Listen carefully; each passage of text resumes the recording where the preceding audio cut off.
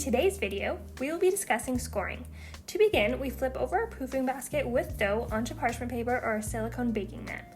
Then choose your tool, a bread lom, steel blade, or a super sharp knife. Then decide if you would like your loaf to have an ear or not.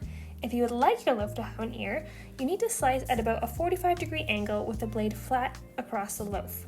If you do not want an ear, then you can cut straight up at about a 90-degree angle. I prefer my loaf not to have an ear, so I'm going to cut at a 90-degree angle.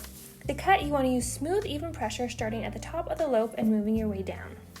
As you can see, you want to cut quite deep, about a ½ inch deep. That first cut was our expansion score, also known as a primary score, and this score gives a loaf a way to expand evenly and for those gases to escape while baking. But you can also use secondary scores or decorative scores to add character to each loaf. These decorative scores only need to be about a 1/4 inch deep. Another score you can try is a crosshatch, as demonstrated here.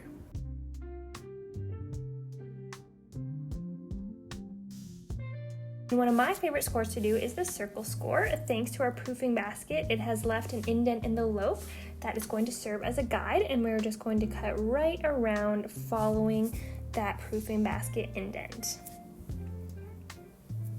If your initial score is not deep enough, you can simply go back and score it again. And then I'm also going in and adding some decorative scores, and that loaf turned out like this.